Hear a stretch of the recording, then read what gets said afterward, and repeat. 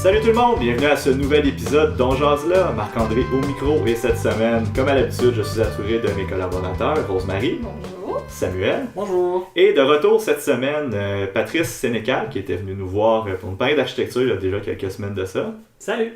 Ça va bien Patrice? Ça va très bien toi? Super bien, merci encore d'être présent aujourd'hui. Ça fait plaisir. Aujourd'hui, Samuel, tu vas nous parler de tourisme et surtout de tourisme de masse, mais des problèmes reliés à ça qu'on voit pas toujours. Exactement. Sachant que j'allais être entouré en fait de grands voyageurs, j'ai eu envie de parler d'un sujet qui viendrait vous toucher dans une certaine mesure. Puis je suis sûr que vous aurez des interventions super pertinentes à cet égard.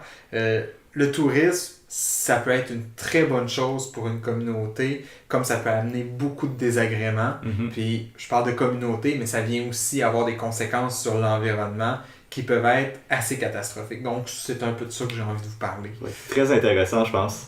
Et toi, Marc-André, cette semaine, tu vas nous parler d'un spectacle que tu es allé voir. Ben oui, ça, cette semaine, pour notre produit culturel de la semaine, j'ai été voir le dernier spectacle des Denis Drolet, En attendant le beau temps. Et spoiler alert, j'ai beaucoup aimé, donc je vous en reparlerai un peu plus à la fin de l'émission. Mais avant toute chose, Rosemary, qu'est-ce qu'on boit? Aujourd'hui, on boit une bière que j'affectionne particulièrement, c'est-à-dire la blonde espresso de la bièrerie Shelton, qui n'a pas d'emplacement en soi, mais qui brasse en ce moment chez la brasserie Hochelag à Montréal. Donc, c'est une ale blonde à 4,7%. Moi, j'ai découvert cette bière-là au Mondial de la bière, le dernier qui est arrivé en 2018. Puis, bon, c'est ça. Moi, ça a vraiment, personnellement, été un coup de cœur. Comme j'ai dit, c'est la bièrerie Shelton. Bièrerie, c'est un terme qu'on n'entend pas très souvent. Mm-hmm. Mais je vais citer le propriétaire, le fondateur, dans le fond, de cette bièrerie-là, Daryl Shelton, qui dit « Même si l'appellation microbrasserie n'est pas contrôlée au Québec, on ne voulait pas s'identifier comme ça parce qu'on n'en est pas une en ce moment. » Donc, c'est ça. Okay. Considérant qu'il n'y a pas de place à lui, que c'est ça que ça commence. C'est très honnête. Moi, j'ai trouvé ça cute, pour vrai, bière. Donc, c'est une bière jaune clair au collet de mousse très mince. Au nez, on a vraiment des arômes de malt sucré, de miel, de vanille. On s'attend à ce que ce soit sucré, pour vrai. En bouche, on goûte les céréales, la vanille et le café, puis finalement, c'est pas si sucré que ça, en fait. Non, vraiment pas. Moi, j'ai été étonnée, contrairement à mes attentes quand je l'ai senti, là. Donc, c'est ça. C'est une bière qui est pas très amère, qui a une texture un peu laiteuse, onctueuse. Donc, moi, c'est ça. Comme je vous dis, c'est une bière que j'aime vraiment beaucoup, qui sort du lot. J'en boirais pas plusieurs de suite. Par contre, je pense que c'est une bière qui finirait par me tomber sur le cœur. Mais en même temps, je pense que le but d'une bière de micro, c'est pas nécessairement des enfiler les unes par-dessus les autres. Là. C'est vraiment de les déguster. Puis c'est ça. Pour une bière, moi, je la trouve vraiment très très bonne. Je trouve que ça fait changement des stouts au café qu'on voit souvent. Là. C'est rare, à part les stouts, les bières qui sont au café. Puis je tenais à faire une petite mention pour une autre bière que cette bièrerie-là brasse, qui est l'IPA du jour. Dans le fond, j'ai décidé de ne pas faire de chronique sur l'IPA du jour parce que c'est une bière qui change aux 3 semaines, 1 mois, à peu près. Fait que c'est dur pour moi de faire une chronique parce que vous en trouverez plus de cette version-là. C'est particulier, mais ça fait quelques fois qu'on l'achète, Samuel et moi. Puis même moi qui n'ai pas une grande fan d'IPA, là, je peux dire, moi c'est vraiment pour une IPA, c'est dans mes comptes, je les trouve vraiment très très bonnes. C'est quand même très cool comme concept de c'est très cool, c'est ça, il change beaucoup les houblons, il va rajouter souvent des fruits au mélange et tout, qui va donner un goût différent, là. Si il nous écoute présentement, j'aurais une suggestion à lui faire parce que j'achète. Si, comme pour les abonnements qu'on peut faire à Spotify, Netflix, ou même les trucs comme Loot Crate, puis bon, où est-ce que tu payes un montant par mois pour recevoir un colis chez toi, moi je veux cette bière-là en colis à tous les mois. Ben oui, ben il pourrait partir un Patreon. C'est une façon de faire de l'argent. Donc, à chaque mois, en fait, pour ceux qui ne connaissent pas Patreon, c'est que tu peux donner de l'argent à un créateur. Il y a beaucoup de podcasts au Québec qui l'ont. Qui ont Patreon d'ailleurs, puis par exemple tu décides de je donne 2$ par mois, 5$ par mois, puis souvent plus tu vas donner de l'argent, plus tu vas avoir un contenu exclusif, donc ça pourrait être une plateforme pratique pour partir de ça. C'est une bonne idée, ça, je trouve.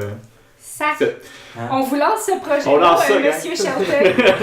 Donc voilà, c'était la blonde espresso de la bièrerie Shelton. Ben, je suis d'accord avec toi pour ce qui est de la différence odeur-goût. Oui. Je m'attendais aucunement à ça. Puis ouais, c'est vraiment, je m'attendais. C'est sûr qu'avec le nom, je m'attendais à un certain goût de café. Oui. Mais c'est venu. Ça m'a quand même surpris, disons. Bon, ça le t'en pas à ça pour une blonde, jamais. Aucunement. Puis c'est le genre de bière qui se finit bien en fin de soirée, comme ce que Oui. ferait normalement une stout, justement, comme tu Oui. disais. Tout à fait C'est d'accord. assez étonnant. Oui. Parce que ça va bien avec les Denis de relais quand j'en parlais tantôt. Ah Je pense ben, le côté excellent. absurde derrière ça. On verra bien, tu nous en parles davantage. Super, merci beaucoup, Rosemary. Merci. Samuel, maintenant. Je vous parlerai de quelque chose de vraiment pas absurde, mais de malheureux en fait. Parce que le tourisme, on va se le dire, c'est une activité fort agréable. Mhm. Je pense que vous pouvez témoigner, là. Vous êtes deux grands voyageurs. Je sais pas si vous voulez témoigner un peu de vos expériences, là. Oui, ben effectivement, j'ai voyagé tout au long de ma vie. Je pourrais te parler de plusieurs expériences de voyage. Je reviens tout juste d'un voyage d'au-dessus de 7 mois là, en Asie. J'ai fait un voyage du genre aussi de plusieurs mois en Europe avec Marc-André, entre autres. Puis j'étais allé à quelques reprises en Amérique du Sud, en Amérique centrale aussi. Fait que j'étais un C'est bien voyageur. voyagé, Ouais, j'étais un ouais. Je sais voyageur. pas si tu as eu la chance d'aller visiter les temples de Angkor. Oui, évidemment, je suis allé visiter les temples de Angkor et je vais pouvoir t'en parler longuement. Ça va pas nous en parler encore. Angkor! Toi, Marc-André. Ben oui, ben comme Patrice a dit, ça, on a eu le plaisir de voyager ensemble en backpack pendant 5 mois en Europe. J'ai habité en Finlande pour étudier durant 5-6 mois aussi. Faut que je parte à chaque année, sinon je deviens un peu fou. Je m'en vais au Maroc bientôt au mois de novembre, donc pour ma première fois sur le continent africain. Donc ouais, c'est très important pour moi le voyage, pour ma santé mentale. Tu parles du continent africain, justement, l'Afrique du nord du Sahara, autour de la Méditerranée, finalement, a su vivre un développement économique marquant par, justement, le tourisme, l'attraction qu'avaient ces endroits-là qui étaient exotiques, mais proches de l'Europe, a su attirer une bonne clientèle, puis le tourisme, finalement, a vraiment été un vecteur à la fois à la fois un vecteur économique, mais un vecteur social aussi, parce que justement, en voyant ce lot de touristes débarquer chez eux, la population locale fait face à des valeurs qui sont différentes, puis on estime que ça aurait eu des impacts justement sur les mouvements féministes dans ces endroits-là, alors que bon, la culture fait en sorte que la femme se retrouve vraiment dans un rôle second dans la société, ben d'être justement de faire face à ces femmes qui se présentent comme l'égale des hommes, a su marquer leur imaginaire et les faire avancer dans une certaine mesure. Fait que, tu sais, on voit qu'il y a des impacts qui peuvent être très positifs du tourisme. Je parlais du temple d'Angkor. Toi, je pense que tu as été en Croatie. Ouais, est-ce que tu as visité Dubrovnik? Ben oui, évidemment. La première fois, c'était au mois de mai. C'était pas si mal niveau tourisme, on avait quand même pas mal. La deuxième fois, c'était au mois de juillet. Puis je le conseille à personne. Il fait beaucoup trop chaud, puis il y a beaucoup trop de monde. Il y a surtout beaucoup trop de monde. Surtout beaucoup trop de monde. En fait, c'est ça. Ce que j'avais envie de vous parler aujourd'hui, c'est le côté sombre du tourisme, qui est vraiment, en fait, l'une des conséquences du succès d'une ville auprès des visiteurs, c'est ce qu'on appelle le tourisme de masse. Donc, c'est vraiment ces lieux. On peut penser, par exemple, à Barcelone, en Espagne, à Venise, en Italie, ou à Dubrovnik, en Croatie, qui sont des endroits qui ont un fort pouvoir d'attraction pour les touristes, tellement que ces villes-là se retrouvent avec qui sont en fait victimes de leur succès puis qui vivent ce qu'on appelle du surtourisme, donc une présence beaucoup trop forte de touristes qui a vraiment des impacts graves sur le fonctionnement de la ville puis la qualité de vie, qui a des conséquences en fait sur la qualité de vie des habitants. Pour vous donner un ordre de grandeur, en fait, dans le cas de Venise, c'est une ville qui, en son centre historique, accueille 50 000 habitants et qui reçoit 25 millions de visiteurs par année. Mon Dieu! C'est ridicule. Ouais. Barcelone, c'est 18 millions d'habitants. Excusez-moi. Amsterdam, c'est 18 millions de visiteurs pour à peu près 800 000 personnes. Donc, on n'est pas exactement dans les mêmes ordres de grandeur, mais reste que ces ratios-là exercent une pression forte sur les gens qui habitent ces lieux. Ben, en fait, je vais commencer en parlant de Venise parce que je pense que c'est un des cas les plus frappants. Bon, vous connaissez Venise, c'est la fameuse ville qui a été construite par-dessus la lagune sur le bord de la mer Adriatique. C'est une ville qui est construite sur des millions et des millions de pilotis. C'est des bâtiments qui sont absolument hallucinants qu'on retrouve et qui se trouvent au-dessus de l'eau. Puis bon, ça attire les touristes, ça attire particulièrement les croisières, ces bateaux immenses qui arrivent avec des milliers de passagers et qui génèrent une pollution absolument incroyable. Je vais vous en parler un petit peu plus tard. Et ça vient vraiment générer des craintes, surtout après l'événement qui s'est produit de l'autre côté de l'Italie, sur la côte ouest, avec le Costa Concordia qui s'est échoué sur le bord, au large en fait. Et où est-ce qu'il y a eu à peu près une trentaine de personnes qui sont malheureusement décédées au cours de l'incident.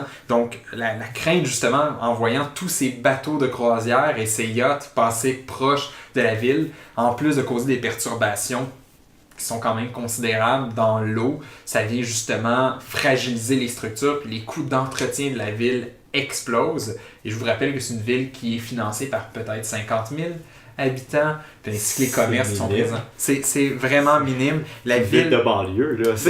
En 40 ans, la ville a perdu la moitié de sa population, justement à cause de la montée des coûts de loyer, qui est une des conséquences les plus frappantes, en fait, du tourisme de masse. Puis, la ville essaie constamment de trouver des moyens, justement, d'atténuer cette présence-là. Une des solutions qui sont arrivées, c'est à la Piazza San Marco, où est-ce que les gens ne peuvent pas s'asseoir. C'est vrai. Dans la ville, ils ont retiré tout ce qui pouvait servir pour s'asseoir, que ce soit les bancs ou avoir clôturé en fait le contour des statues, justement pour que les gens ne restent pas sur place, puis qu'il y ait un mouvement constant. Ça fait en sorte que si tu as envie de manger, c'est soit dans un café, soit il faut que tu ailles te chercher quelque chose puis que tu le manges en marchant. C'est ça, ce que je me souviens de mémoire quand j'y étais allé justement avec Patrice. Je pense que le seul endroit qu'on pouvait s'asseoir à la place Saint-Marc, c'était une terrasse d'un café ou d'un restaurant. Donc au moins que il y a de l'argent qui rentrait pour la place que tu prenais. Mais c'est vrai qu'effectivement, je me souviens pas avoir vu de... Ouais, je pense qu'à un moment donné, justement, on voulait s'asseoir là pour dîner le midi. Puis en n'ayant pas le budget d'aller au restaurant, puis effectivement, on aurait eu nulle part où s'asseoir. Puis sans compter aussi que le manque de revenus fait en sorte que on essaie de voir s'il y aurait moyen de taxer ces touristes-là. Je sais qu'il y a quelques villes qui ont commencé à le faire. Je me souviens plus exactement lesquelles, mais c'est une mesure qu'on commence à retrouver justement dans des villes qui subissent justement cette pression-là. À Dubrovnik, par exemple, on a commencé à limiter le nombre de touristes qui rentrent dans la ville à la fois avec des tickets. Donc, je pense qu'ils ont passé, puis récemment, ils ont passé la limite de 8 000 à 4 000. Okay. Vraiment, là, c'est en haute période, en haute saison, là, mois de juillet, mois d'août, c'est vraiment là que c'est les pires moments là, pour visiter Dubrovnik. Mais c'est quelque chose de donner un droit d'accès, c'est quelque chose qui se fait quand même souvent sur des sites classés sur le patrimoine mondial de l'UNESCO. Là, je pense au Machu Picchu puis au Huayna Picchu, qui est la montagne derrière le Machu Picchu, qui laisse entrer seulement 200 personnes par jour, 400 personnes en deux visites, on pourrait dire. Puis de faire ça, c'est sûr qu'il faut faire attention pour le faire d'une manière démocratique, là, de ne pas vendre le billet le plus cher possible pour que finalement ça soit juste une certaine classe de touristes qui puissent y accéder, mais vraiment de donner ces billets-là à qui veut bien en avoir un. C'est aussi difficile de faire un quota entre combien est-ce qu'on en donne aux touristes locaux, aux touristes qui viennent du pays même où cette attraction-là se trouve versus aux touristes internationaux. Tu sais, ça serait plate de refuser l'accès à un site classé par le patrimoine mondial de l'UNESCO à des gens qui habitent dans ce pays-là, qui ont toujours rêvé de le voir, mais qui ne peuvent pas le voir parce qu'il y a des gens de l'étranger qui veulent y aller. Mais en même temps, un site patrimoine mondial de l'UNESCO, c'est un bien c'est mondial, donc c'est ça, c'est une protection pour l'humanité, donc c'est comment faire une différence, comment faire comment placer des restrictions qui sont justes pour tout le monde. Ouais, je suis d'accord avec toi que là-dessus, c'est ça, faut que ça soit bien fait, mais qu'en général, c'est pas nécessairement une mauvaise idée, même en tant que... J'aime pas ça me dire comme ça, mais c'est la vérité en tant que touriste. Personne, en tout cas, on veut pas... Patrice, je pense que Patrice et moi, les deux, on veut pas se voir comme des touristes, mais au final, c'est ce qu'on est, tu sais. Puis je pense qu'on essaie quand même d'avoir une expérience hors des guides touristiques aussi, mais enfin, puis ça peut être une façon, en fait, d'améliorer l'expérience pour les gens qui y vont. Cet été, où on était au Japon tous les deux, on a eu la chance d'aller sur le mont Fuji, de le monter. Puis ça m'aurait pas vraiment dérangé de me devoir prendre 3 mois à l'avance pour essayer d'avoir un billet parce qu'il y aurait peut-être réduit le nombre de personnes qui peuvent y aller. Parce qu'il y a tellement de monde sur la montagne, c'était pas particulièrement agréable comme expérience de randonnée. Il y avait juste trop de monde. À la fin, le dernier 40 minutes au sommet, on attendait en ligne pour monter à 4 heures du matin pour voir le soleil. Ça n'a aucun bon sens. Puis il y avait du Wi-Fi sans montant que ça m'en maudit. Mais je trouve que c'est le summum du ridicule. Ça te permet de patienter en ligne. J'imagine, mais justement, j'ai l'impression que ça vient. Le fait qu'il y ait tellement de touristes et de personnes sur cette montagne-là, ça vient enlever son caractère sacré un peu, j'ai l'impression, puis ça vient nuire à l'expérience. Ben, ça vient justement échauffer ce tourisme jusqu'au point où est-ce qu'on va brûler le site parce que les coûts auront tellement explosé, que ce soit pour l'hébergement, pour les services, etc., que le lieu va mourir de lui-même, en fait. Puis c'est ce qu'on retrouve des fois des stations balnéaires qui étaient fort appréciées, qui ont été surexploitées ou qui ont tellement été justement altérées par le temps, par le besoin justement de fournir une capacité pour cette abondance de touristes-là, qui sont quand même une grande richesse, parce que c'est ceux qui amènent les devises étrangères, c'est ceux qui enrichissent vraiment le plus, qui enrichissent beaucoup de pays. Donc, c'est d'avoir cette mentalité-là lorsqu'on développe un site comme ça, puis encore plus quand c'est un site du patrimoine mondial de l'UNESCO. Justement, Dubrovnik a eu peur de perdre son statut de patrimoine mondial à cause de cette transformation-là que le tourisme venait mettre comme pression là, sur la ville. Il y a beaucoup de sites qui sont classés par le patrimoine mondial de l'UNESCO qui sont mis en péril à cause du tourisme. C'est même une des principales raisons. Je peux vous donner un exemple. La fortification, entre autres, de Carthagène en Colombie a été construite vraiment sur le bord de la mer. Puis l'aéroport qui est construit pas très loin de là, dans le fond, amène un flot constant d'autobus, de circulation, de voitures, etc., qui passe sur une autoroute qui est vraiment juste à côté des fortifications. Puis à cause de ça, il y a des vibrations qui viennent affaiblir la structure des fortifications. Bon, entre autres, c'est une des raisons, en fait, pourquoi ce site-là est en péril, en fait. Non, pas seulement à cause du tourisme, mais c'est aussi à cause des catastrophes naturelles qui sont de plus en plus présentes sur le bord de l'eau, qui viennent éroder là, en fait, la berge où les fortifications se trouvent. Mais c'est aussi une question de paysage. Donc le paysage dans l'UNESCO, c'est une notion qui est très importante. On va penser à un exemple local, le phare de Québec. Le phare qu'on pourrait voir à des distances assez énormes, qu'on pourrait voir du Vieux-Québec. Est-ce que ça vient enlever une espèce d'authenticité là à ce site-là que de voir le château Frontenac? Puis quand tu grimpes dans le Parlement pour voir une vue de la ville, tu vois une immense gratte-ciel à l'autre bout. Tu sais, c'est quelque chose qui s'est beaucoup... qui a fait beaucoup jaser à Paris. Une des raisons pourquoi il n'y a aucun gratte-ciel, en tout cas dans la partie historique de Paris, ont tous été amenés dans le quartier de la Défense. C'était pour ça. Quand ils ont fait de la tour Montparnasse, ça n'a pas fait que des joyeux. Même chose quand ils ont fait la tour Eiffel. La tour Eiffel était une plaie aux yeux des Parisiens quand ça a été construit. Bon, maintenant, on voit que ça a été transformé en l'icône principale de la ville. Là. Mais il y a plein d'exemples comme ça à travers le monde. Puis un des seuls 2 sites de la liste du patrimoine mondial de l'UNESCO qui a été enlevé de la liste, c'est parce qu'il y a eu un pont qui a été construit par-dessus un fleuve en Allemagne. Ils ont dû retirer le site de la liste parce que ça venait complètement dépayser ce que ce site-là était supposé représenter. Donc vraiment, il faut faire attention à ça parce que le patrimoine mondial de l'UNESCO, oui, ça a une valeur culturelle, mais ça a aussi une valeur économique, puis ça attire beaucoup, beaucoup de touristes. Donc, c'est un peu aussi un couteau à double tranchant de vouloir son site inscrit sur la liste. Ça va amener aussi beaucoup de monde, donc ça va demander beaucoup plus d'argent pour entretenir ce site-là, parce que ces gens-là, c'est pas tout le temps des personnes très, très respectueuses des lieux. Là.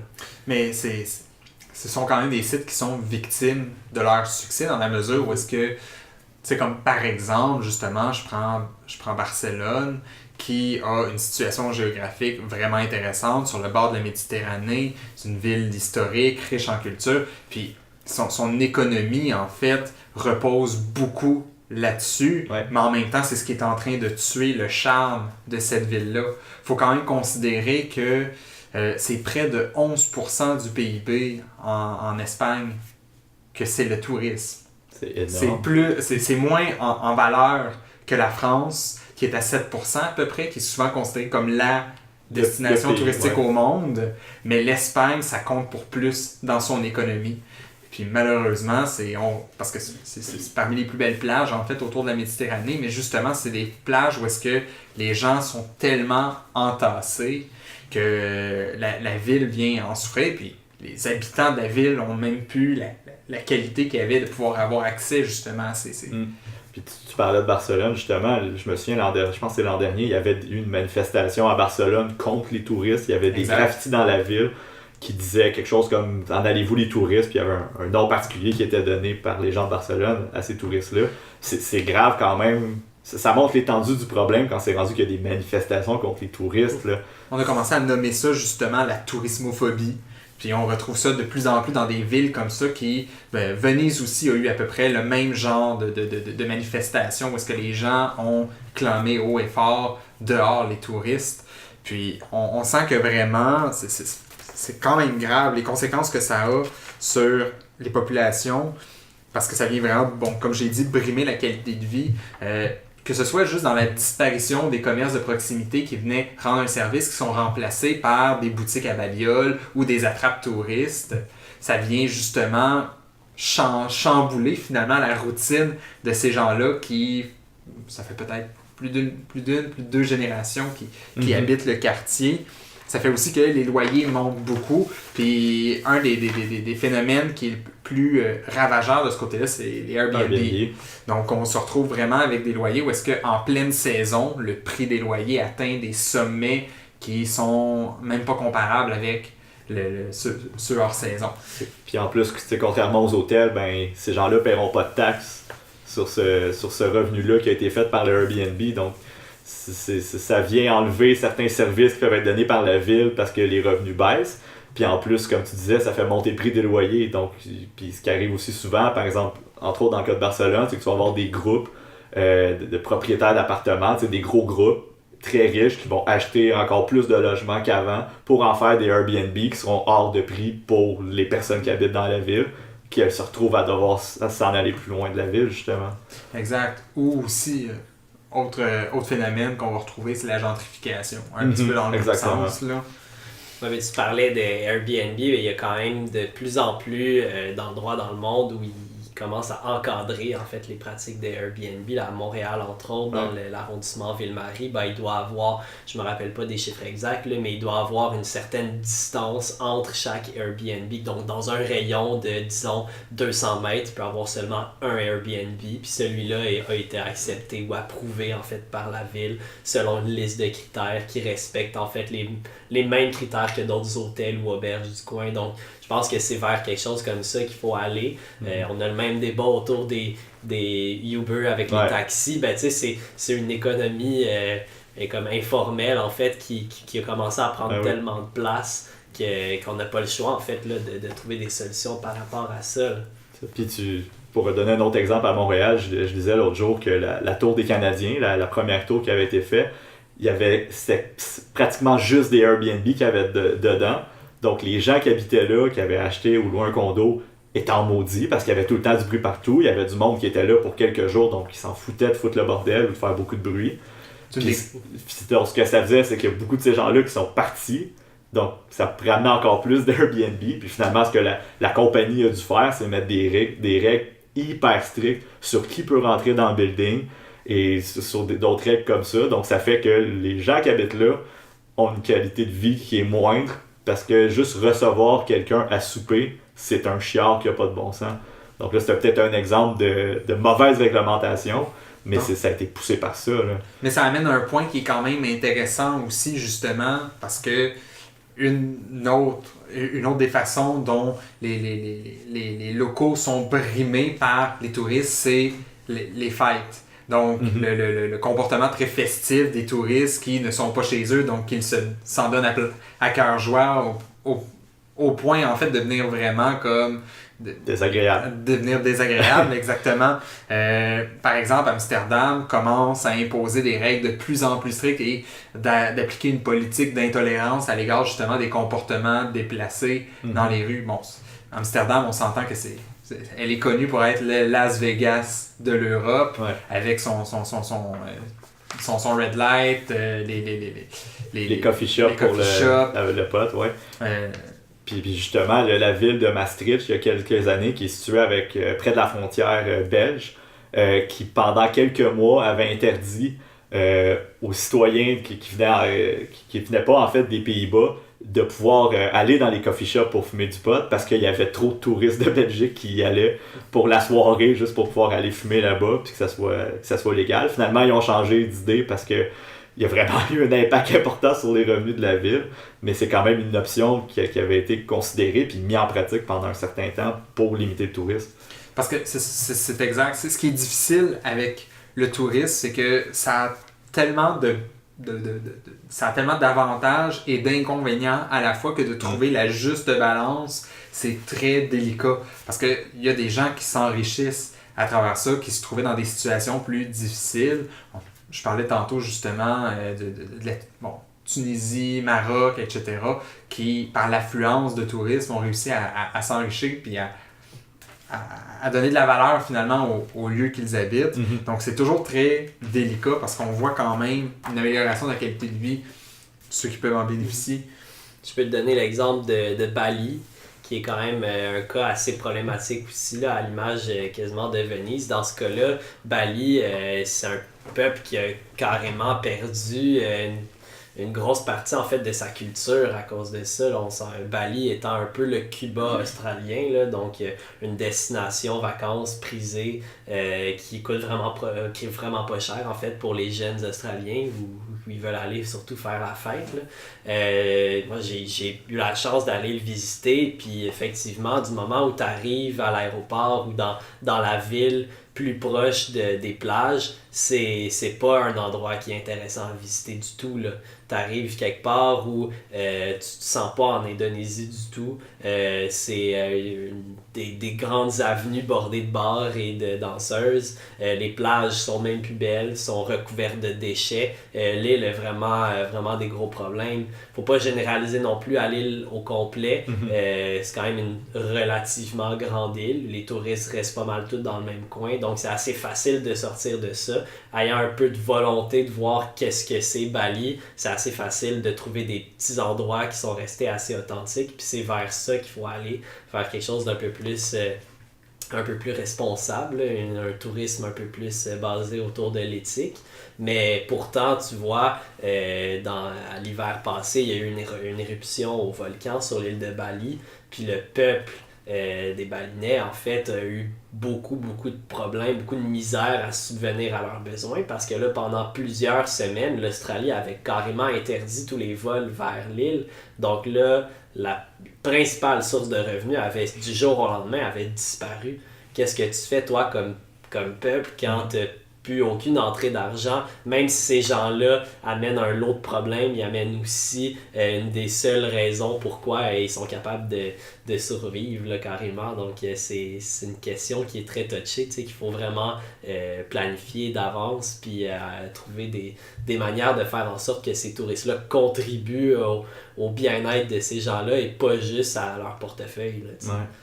Ben, encore une fois, c'est de la diversification une économie diversifiée va être beaucoup plus solide, là, puis quand on se retrouve justement avec des places comme ça qui misent autant sur le tourisme, mais là, ils deviennent un petit peu pris au piège, là, le couteau sous la gorge pour... Ils en ont besoin, mais c'est ce qui les nuit le plus, finalement.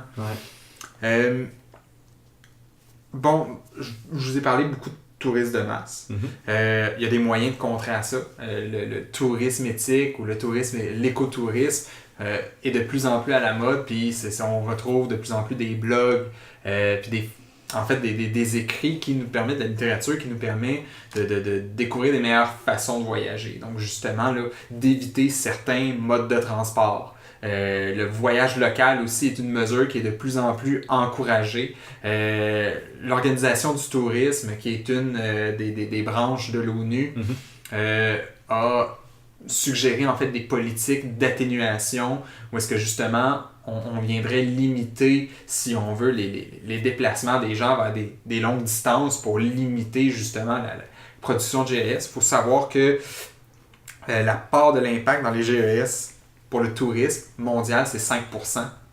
Puis plus de la moitié, en fait, le 2/3 des émissions, c'est le transport. Donc, avion, bateau, voiture, évidemment. Puis, justement, j'avais fait un test en ligne il y a quelques semaines qui montrait, selon ma consommation, c'est durant la vie de tous les jours, combien de terre j'aurais besoin. Si toute l'humanité consommait comme moi, combien de terre il faudrait pour produire toutes les ressources, dans le fond, qu'on utiliserait. Puis la différence est énorme juste avec les vols d'avion. Puis j'en prends pas tant que ça dans l'année, mais juste le fait de prendre au minimum 2 vols dans l'année, c'était une planète de plus. C'est énorme, ça m'a tellement frappé, mais en même temps, je me dis, qu'est-ce que je peux faire, tu sais. Si je m'en vais au Maroc, ben je prendrai pas le bateau quand j'ai 9 jours de vacances pour aller au Maroc, je vais juste arriver, puis il va falloir que je revienne. Mais on parle beaucoup de l'avion, mais c'est relativement concentré. Le bateau de croisière, c'est assez impressionnant la quantité de pollution que ça dégage. C'est en fait considéré comme un des moyens de voyager les moins écologiques. Ah ouais? Ben, tout d'abord, je vous parlais de Venise tantôt. Bon, les bateaux de croisière, justement, ça vient poser beaucoup de problèmes dans la lagune. Mais outre ça, on estime en fait qu'un voyage de quelques jours en croisière, c'est à peu près 9 tonnes de GES par personne qui est produite. Par 9 tonnes, c'est ce que produit un Québécois moyen en un an. Donc, dans toute ta vie, là, de tous les jours, tu prends la voiture, etc. Un voyage de quelques jours en bateau de croisière, c'est à peu près autant qu'une année. Donc, la solution de bateau, c'est pas... je me sens moins mal de prendre l'avion pour y aller d'abord au Maroc. Là, Peut-être kayak. Puis, outre ça, étant donné que justement, c'est sur un bateau, l'eau est facilement accessible, donc on fait juste jeter beaucoup. En fait, le bateau ne retient pratiquement rien, là, tout est rejeté à même la mer, puis on parle de plusieurs dizaines de milliers de litres. Ouais. Puis, l'autre chose aussi avec le bateau, c'est le ballast. L'utilisation en fait de l'eau pour équilibrer le bateau, ça peut causer aussi des conséquences quand tu viens remplir, vider ailleurs. Bon, ça c'est plus pour les bateaux de marchandises, mais je tiens à dire que le bateau de croisière, considérant sa capacité, ça a quand même un impact de ce côté-là. Puis bon, il y a toujours aussi les risques de collision avec les mammifères marins, puis la faune aquatique. Puis c'est ça, selon le voyage, là, c'est ça, ce que je voulais dire par rapport au bateau de croisière, c'est le pire, mais c'est ça. Un voyage va générer à peu près entre 99 kg et 9 tonnes de CO2. Fait que c'est vraiment dur de quantifier les GES selon le voyage que tu fais, mais on voit aussi que selon les choix que tu fais, tu peux avoir un impact beaucoup moindre. Bon, c'est sûr que, tout dépendamment de comment tu le fais, mais aller faire une excursion, une randonnée dans le bois, une expédition de survie va être beaucoup moins dommageable que, par exemple, aller faire un tour de 4x4. Un tour de 4x4, puis, un autre aspect de l'environnement, c'est la pression de la saison touristique sur le lieu.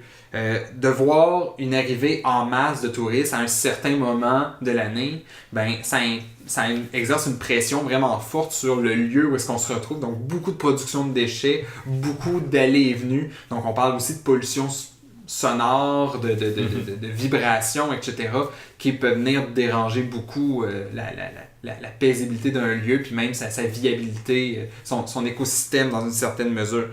Puis juste la gestion des eaux devient un véritable cauchemar à ce moment-là. Si tout le restant de l'année, tu n'as pas besoin de cette capacité-là, pourquoi pour un mois tu t'équiperais en fonction, rejet des eaux usées, on va y aller directement dans la rivière, etc. Donc il y a vraiment des conséquences à un tourisme qui est mal exécuté, qui n'est pas dans une vision de développement durable. Puis on se retrouve justement, c'est un peu ironique parce qu'en même temps, le tourisme dépend beaucoup de l'environnement. Parce que les enjeux environnementaux, c'est ça, sont fortement ressentis dans beaucoup de lieux qui sont visités fréquemment, particulièrement en montagne ou sur les côtes. On s'entend que avec le réchauffement de la planète, la montée des eaux va faire en sorte que beaucoup de lieux de tourisme, puis je reviens encore à Venise, mais c'en est un bon exemple, vont être durement affectés par ces changements.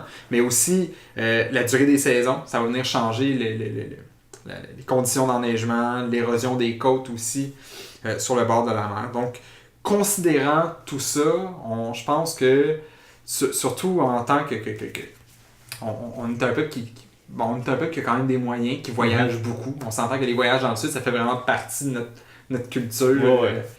Ou encore, vous êtes des bons voyageurs aussi, mais d'avoir cette conscience-là, comme quoi la Terre n'arrête pas de tourner quand on part en voyage, qu'on a un impact aussi, puis qu'il y a des façons de peut-être mieux le faire, ça peut des fois nous orienter, puis je pense que développer une certaine conscience par rapport à ça, mais autant pour l'environnement que pour le lieu qu'on s'en va visiter. Les gens qui habitent là. Juste donner un exemple, pendant mon voyage en Asie, la quantité de bouteilles en plastique que j'ai utilisées, on parle de plusieurs bouteilles en plastique par jour pendant 200 jours et plus. Fais le calcul, là, j'aurais pu remplir mon appart de bouteilles en plastique. C'est vraiment un fléau. C'est un fléau qui... Il faudrait vraiment trouver des solutions efficaces pour régler ça, surtout pour les touristes, parce que c'est pas soutenable. Je veux dire, tu peux pas traîner une bouteille d'eau réutilisable là-bas parce que l'eau est pas potable. Fait que t'as pas le choix. Même si t'habites là-bas, en fait, t'as pas le choix d'acheter ton eau ou la faire bouillir, c'est même pas suffisant. Il y a aussi des métaux qui se trouvent dans cette eau-là qui partiront pas une fois que l'eau va être bouillie. Donc, c'est vraiment, ça prend des filtres d'une qualité exceptionnelle. Fait qu'il il va y avoir des choses à changer si on prévoit en fait que le tourisme continue d'augmenter comme il le fait en ce moment. Là. Puis, c'est vraiment troublant là, de voir toute la quantité de plastique qui se retrouve dans les rues partout en Asie en ce moment. Là. Mais puis, dans un contexte touristique aussi, c'est le genre de choses auxquelles on fera peut-être un peu moins attention parce qu'on se dit, on est en voyage, c'est pas grave cette fois-ci, mais l'accumulation de tout ça fait en sorte que ça a une pression énorme sur l'environnement, mais c'est sûr qu'effectivement, les enjeux d'accès à l'eau ont clairement de quoi avoir avec la génération de plastique qu'on fait. Là. Nous, on est vraiment chanceux. Là. Je pense qu'on est quand même choyés de pouvoir avoir un tel accès à l'eau potable. Là, puis même quand on était au Japon, on s'entend que l'eau est potable au Japon, l'eau du robinet, là, c'est vraiment pas un problème, mais il y avait des abreuvoirs nulle part. Fait que même là, on était pognés à tout le temps prendre plusieurs bouteilles d'eau par jour parce qu'on était en pleine canicule, c'était quasiment 50 degrés, ça fallait s'hydrater. Puis tu te dis, tabarouette, on est au Japon, là, c'est un des pays les plus riches au monde, les plus avancés, puis on a de la misère à avoir de l'accès à l'eau sans devoir débourser puis prendre une bouteille qu'on va jeter après ça, parce qu'on va recycler après ça. Là. Au moins, il y a des très bonnes installations de recyclage au Japon, heureusement, mais c'est quand même dérangeant. Là. Même chose en Allemagne, quand on est allé en Allemagne cet été, je dis pas que l'accès à l'eau est si difficile, mais par exemple, faut payer pour rentrer dans toutes les toilettes. Est-ce que tu vas payer pour aller remplir ta bouteille d'eau ou tu vas payer juste un peu plus cher pour en avoir de la froide? Tu sais, la plupart des gens vont choisir la solution facile de ne pas se déplacer super loin pour aller trouver une toilette, payer pour aller aux toilettes juste pour remplir sa bouteille d'eau puis avoir de l'eau chaude. Ouais, qui va goûter le chlore. Exactement. Ouais. J'ai le goût qu'on dévie un peu, pas qu'on dévie du sujet, mais qu'on aborde un autre aspect. C'est le côté éthique dans les choix de voyage qu'on fait. Un de mes rêves, c'est d'aller en Corée du Nord. Puis tu sais, je suis comme assez conscient que c'est aucunement éthique d'aller là-bas, donner de l'argent à ce régime-là. C'est un exemple extrême. Patrice, tu es allé au Myanmar il y a quelques mois. On s'entend qu'on est quand même, je pense pas mal tout le monde au courant de la crise des Rohingyas, donc la minorité musulmane du pays qui vit pratiquement un génocide qui vit un génocide en ce moment, qui doit aller se réfugier chez les pays voisins. Comment tu le vois dans le fait de choisir d'aller là? Je sais que tu n'es pas allé dans la région où c'est allé. Est-ce que c'est de quoi qui a fait à un moment donné est-ce qu'on veut vraiment aller là? Ou... Mais je vais répondre à cette question-là en plusieurs points. Là. On entend souvent parler du génocide des Rohingyas, on n'entend pas parler de celui aussi de tous les autres peuples minoritaires du Myanmar qui sont aussi sacrés à la porte du pays. Là. On pense aux femmes girafes là, avec des colliers en or là, pour agrandir leur cou, qui sont originaires du Myanmar mais qui sont réfugiés pour la plupart en Thaïlande. Je veux dire, du moment où tu ne fais pas partie de la majorité bouddhiste au Myanmar, tu fais plus partie du pays. En fait, tu n'as pas le droit d'avoir un passeport, tu n'auras pas de travail. Si tu es arrêté, tu vas aller en prison, puis tu vas rester là plusieurs années, peu importe ce que tu as fait. Bon, c'est un pays qui est extrêmement autoritaire, que je voulais absolument visiter. Entre autres parce que c'est pas un pays qui est encore pour le moment qui est très touristique, donc ça fait quelques années à peine que le pays a ouvert ses frontières en fait au tourisme, puis je pense que c'est l'occasion d'y aller. J'ai eu la chance de m'entretenir aussi avec un spécialiste là, sur la question des Rohingyas, là, qui est un bon ami à Raymond là, qui fait son doctorat là-dessus, puis qui habite à Yangon là, depuis plusieurs années pour étudier cette question-là. Puis lui-même nous disait que c'est un excellent moment pour venir visiter le pays. C'est sûr que il y a une partie de l'argent, entre autres l'argent que tu vas donner pour obtenir un visa qui va directement dans les poches de l'État. Puis l'État, après ça, on sait ce qu'il fait avec cet argent-là. Par contre, les gens du pays, en ce moment, je pense que ce qu'ils ont besoin, c'est de voir qu'il y a un appui sur la scène internationale, mais c'est aussi de voir qu'il y a des gens qui s'intéressent à eux. Le fait d'aller là-bas, le fait de voir des touristes, de voir des étrangers, c'est, je pense, une manière de les aider à comprendre ce qui se passe ailleurs, quelque chose qu'ils ne pourraient pas savoir autrement, parce que ils viennent tout juste en fait d'avoir des téléphones cellulaires, alors la connexion internet, on s'entend, est assez limitée. Les médias, oubliez ça, c'est pas des médias qui ont une liberté de presse qui est tout contrôlé par l'État. C'est ça. C'est même arrivé à plusieurs reprises pendant qu'on avait des visites avec des guides, par exemple, dans un musée, que si on posait des questions un peu plus politiques, ils nous mettaient à l'écart parce qu'ils ont peur d'être observés par des espions. Là. Carrément, là, ils viennent te dire oui, cette madame-là nous regardait, fait qu'il faut qu'on s'en aille, tu sais, j'ai pas le droit de t'en parler, puis tout ça, t'sais. Fait que vraiment, même dans des endroits qui sont très touristiques, cette crainte-là existe encore. Par contre, toutes les visites qu'on a fait, toutes les petites micro-entreprises en fait qui ont vu le jour au Myanmar, des petites entreprises de tourisme, des gens qui te mettent derrière leur scooter pour aller te promener dans la campagne, voir des temples abandonnés, ça c'est tout de l'argent qui va directement au local, tu sais. C'est de l'argent qui vient faire partie, qui vient faire profiter en fait ces gens-là, autant dans les petites chaînes hôtelières, les petites auberges, les transports en commun, là-bas ils sont extrêmement déficients, fait que les gens ils essayent de t'amener du point A au point B dans des genres de minibus sur des rues de terre, tu sais, c'est vraiment des infrastructures qui restent à développer, mais je pense que le fait d'aller visiter une place comme ça veut pas dire que tu approuves ce qui se passe nécessairement. Je veux dire, est-ce que quand tu vas aux États-Unis, tu adhères à la vision de Donald Trump puis à des guerres qu'il aurait lancées? Non, pas nécessairement. C'est sûr que oui, l'industrie du tourisme amène une certaine part du PIB du pays, mais après ça, je pense que ça serait une erreur de complètement arrêter de visiter un pays comme le Myanmar pour dire on n'est pas d'accord, puis de laisser crever de faim des milliers de personnes qui profitent en fait du tourisme, qui étant des personnes aussi qui ont rien à voir avec ce problème-là.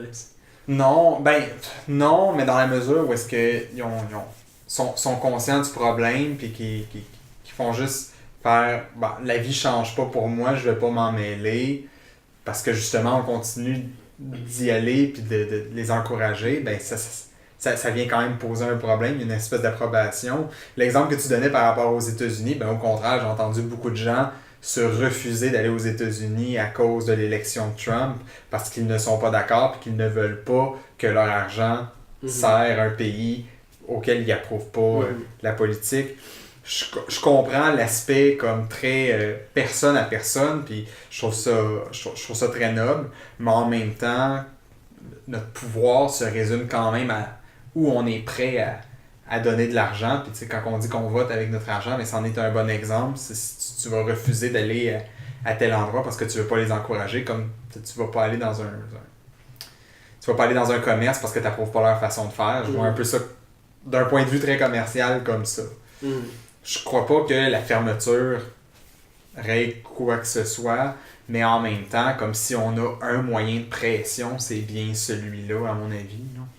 J'ai l'impression que l'apport du tourisme d'un point de vue économique, c'est, je veux dire, au prix des choses là-bas, puis au prix des visites que tu vas faire, c'est pas nécessairement ça qui va affecter le plus le gouvernement non plus, là. Et je veux dire, dans les dépenses du pays, je pense qu'il y a des blocus politiques ou économiques qui auraient peut-être plus d'impact que de dire aux gens on veut plus qu'il y ait de touristes qui viennent chez nous. La quantité de cet argent-là en plus qui va dans les poches du gouvernement versus qui va dans les poches des gens chez qui tu vas résider ou au commerce où tu vas donner ton argent doit être quand même petite aussi. Puis il faut dire que c'est une crise qui date de plusieurs années. Puis il y a eu plusieurs crises dans ce pays-là avant, des crises qui n'étaient pas du tout publicisées. Je veux dire, on n'en entendait vraiment pas parler. On en entend parler depuis que ce pays-là a décidé un peu plus d'ouvrir ses portes. Ça fait pas très longtemps qui sont ouverts à ça. Je veux dire, c'est avec leur présidente, entre autres, Aung San Suu Kyi. C'est ça, qui a ouais, j'ai essayé, mais... J'ai eu un cours sur la Zidida, c'est pour ça que je sais comment prononcer. Mais tu sais, puis c'est un peu grâce à elle, je veux dire que ce mouvement-là, tu sais, on a commencé à en entendre parler. Bon, après ça, là... Elle s'est fermé les yeux là-dessus. C'est ça, tu sais, puis j'ai de la misère, je veux dire, je suis pas du tout un pro sur le sujet, là, mais j'aurais de la misère à la condamner aussi, parce que du moment où elle s'immisce dans cette histoire-là, ça risque facilement de revenir à une dictature militaire, puis elle, le peu de politique démocratique qu'il y a dans ce pays-là, qui est représenté par cette femme-là, va disparaître du jour au lendemain si elle s'intègre dans les histoires du militaire. C'est ça, puis mini parenthèse, justement, son titre de présidente, ou peu importe le titre qu'ils ont donné, c'est plus honorifique qu'autre chose, elle a à peu près pas de pouvoir. C'est pas elle qui est à la tête du pays aucunement, là, mais enfin. C'est peut-être une comparaison douteuse, là, mais autant que pendant les mouvements étudiants, les porte-paroles ne pouvaient pas condamner les violences, ben je veux dire, ce sont des porte-paroles, puis du moment où ils le font, ils font pas le travail qui leur est demandé, tu sais. Fait que, regarde, c'est une question que moi-même je me posais en visitant ce pays-là, puis que presque tous les touristes qu'on a rencontrés se posaient aussi, mais en allant là-bas, tu réalises que ça attire pas des touristes qui vont là pour faire le party, puis faire le trouble. C'est vraiment des gens qui sont intéressés par la culture du pays, puis je trouverais ça vraiment dommage qu'à cause d'une action d'un groupe minoritaire, on va le dire, je veux dire, c'est pas la majorité de l'État birman puis de ses habitants qui tuent puis qui expulsent des gens. Je trouverais ça vraiment plate de se dire on peut plus apprendre à connaître une nouvelle culture, visiter des endroits protégés par les sites de l'UNESCO, visiter des endroits qui sont complètement magnifiques parce que il y a un certain groupe de personnes qui posent des actes qui sont immoraux. Je serais curieux de voir à quel point un touriste vient les aider eux dans ces actes-là, comme de manière quantifiable. Puis je serais plutôt surpris si c'était quelque chose de significatif, là, vraiment. Ça s'entend. Surtout un pays comme le Myanmar qui a clairement pas des moyens de taxation efficaces. Là. Je veux dire, il n'y a pas grand achat d'après moi que tu as dû payer des taxes là-bas. Donc, Non, effectivement, à part ton coût du visa, il n'y a pas beaucoup d'argent qui a allé au gouvernement dans le temps que tu as été là. Ben, merci Patrice pour ton opinion. Je ça pense fait- qu'elle est très intéressante et qu'elle amène une bonne réflexion. Puis merci beaucoup, Sam, pour ce sujet qui fut fort intéressant et varié aussi dans les avenues des discussions. Puis à chaque fois qu'il montrait un certain paradoxe, une certaine dualité entre les bienfaits et les mauvais côtés du tourisme, comme quoi je pense que épée à deux tranchants est peut-être la meilleure façon de résumer plusieurs des enjeux qu'on a discutés aujourd'hui. Un fragile équilibre. Oui, vraiment. Donc, merci beaucoup. Donc, Marc-André, toi, aujourd'hui, tu voulais nous parler d'un... Dans un tout autre sujet plus léger, je parle des Denis de Relais dans leur dernier spectacle. Ben, c'est fidèle à eux. C'est fidèle. Ben, C'est ça complètement absurde. Ça marche quand même bien, effectivement. Donc, leur quatrième spectacle, En attendant le beau temps. Puis, en fait, c'est pour ceux qui connaissent un peu les Denis, leur troisième spectacle qui était Comme du monde. On avait la trame narrative du spectacle, c'est que les Denis essayaient de fitter dans le moule de la société. Évidemment, sans aucun succès, parce que c'est les Denis de Relais. Ben là, on va complètement ailleurs, parce que c'est les Denis qui s'assument à fond dans ce qu'ils sont, dans ce qu'ils veulent, dans ce qu'ils représentent. Et ça donne leur spectacle qui est clairement le plus étrange, le plus absurde, le plus déjanté qu'ils ont fait. Si vous vivez sous une roche depuis 15 ans et que vous connaissez pas trop l'œuvre des Denis de Relais, commencez pas par ce spectacle-là. Les chances que vous embarquiez sont extrêmement minces parce qu'ils partent à 100 000 à l'heure. Donc c'est pour les aviser. Donc dans le titre du spectacle, je pense que ça va t'intéresser, on retrouve une référence à En entendant Godot. Excellent. Avec de Samuel Beckett, puis qui indique quand même un certain lien avec le théâtre de l'absurde, qui a toujours fait partie de l'univers des Denis, mais que je pense qui va un peu plus loin cette fois-ci. Il y a beaucoup de moments qu'on se croit beaucoup plus dans une prestation théâtrale que dans un show d'humour. Là. C'est vraiment pas du stand-up classique. On n'est vraiment pas là-dedans. Déjà que c'était plus ou moins le cas avec les Denis, mais là, on est vraiment plus dans un aspect théâtral. Puis ça vient jouer, en fait, ils servent beaucoup du rythme du spectacle pour accentuer les blagues, justement, puis rajouter cet aspect-là plus théâtral. Puis le rythme, en fait, va varier énormément au courant du show. On va passer, puis en fait, ça donne l'impression peut-être de rentrer encore plus dans la tête des Denis, puis en tout cas, essayer de comprendre ce qui se passe dans leur tête. Là. On s'entend que c'est des personnages assez spéciaux. Puis c'est assez désarçonnant par moment, mais ça marche quand même très bien. Donc on va passer à un certain moment qu'on va rire non-stop pendant 5 minutes. Puis là, on va rentrer dans la folie la plus totale avec un des Denis qui fait juste crier, qui enlève ses pantalons. Et après ça, on rentre dans un moment calme et pratiquement triste. Tout ça en dedans de quelques minutes. J'ai jamais vu quelque chose comme ça dans un show d'humour au Québec, ni même dans les shows précédents des Denis. Ils vont vraiment très loin dans leur façon même d'aborder le spectacle puis la trame narrative du spectacle. On tombe quasiment dans la performance plus que dans le show d'humour. Ah ouais, totalement. Par moment, c'est vraiment ça. Vraiment. On a même fait appel à Pierre-François Legendre, je pense, pour faire la mise en scène. Ouais, c'est lui aussi qui avait fait la mise en scène du 3e spectacle de Comme du monde. Okay. Donc c'est la 2e fois qu'il travaille avec lui. Puis ça devait faire des réunions vraiment bizarres, justement, pour parler, surtout pour ce qui est justement de la construction de la trame narrative du show puis du rythme. Ça n'existe pas ailleurs, là, ce qu'ils ont fait là. Donc, je pense que là-dessus, Pierre-François Legendre a fait une très belle job de guider les Denis pour que le show se tienne pareil, qu'il y ait quand même un film, malgré ces variations-là, qui aurait pu totalement tuer le rythme du show, tu sais. Puis, qui fait qu'on aurait peut-être eu de la misère à rembarquer après ça, après un moment justement assez fou puis assez calme.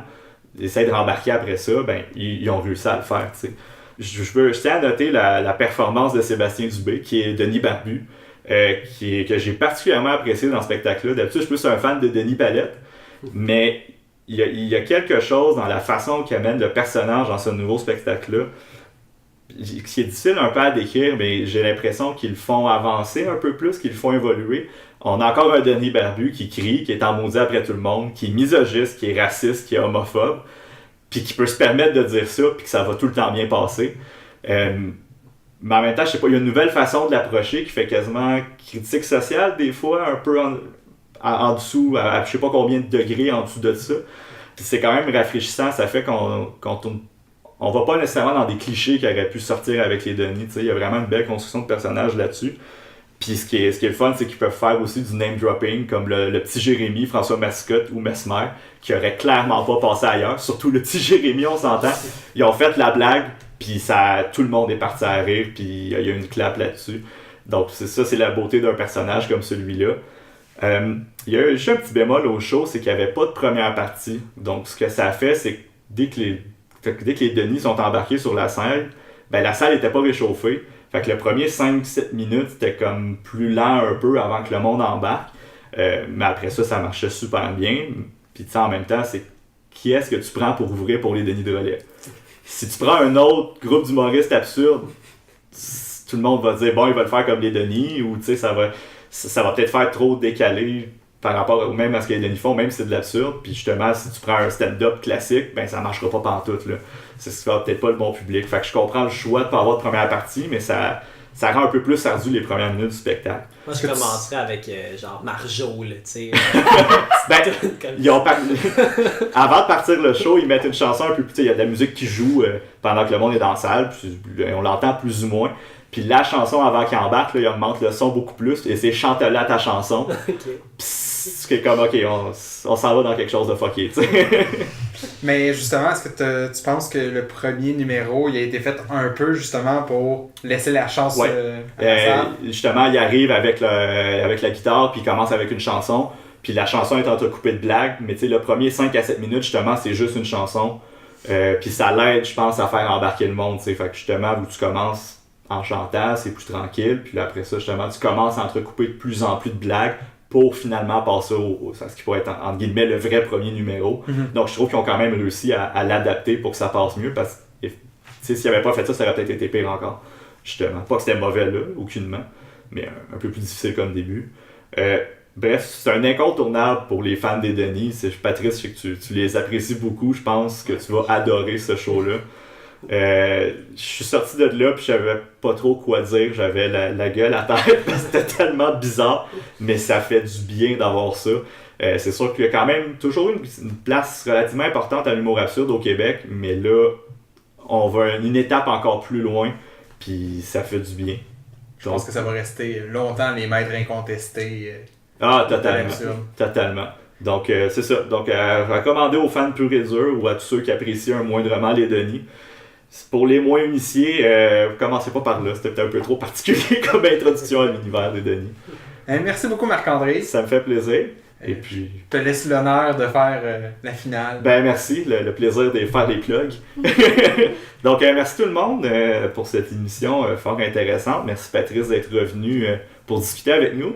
Ça fait plaisir. C'est très intéressant d'entendre tes anecdotes de voyage et de Myanmar en particulier. Je pense que j'ai beaucoup apprécié ce moment-là de l'émission. Chères auditrices, chers auditeurs, je vous rappelle qu'on est disponible sur Apple Podcasts. C'est très important de nous donner 5 étoiles, mettre des commentaires, ça nous aide à battre les algorithmes, à monter dans les classements. On est aussi sur Google Play, Podbean et YouTube. Je vous rappelle aussi qu'on a une page Facebook et Instagram, donc likez, partagez. On a passé le cap du 100 fans il y a quelques semaines, on l'apprécie beaucoup, on espère continuer de monter. Donc voilà, merci tout le monde et on se dit à la semaine prochaine. Bye bye. Bye bye.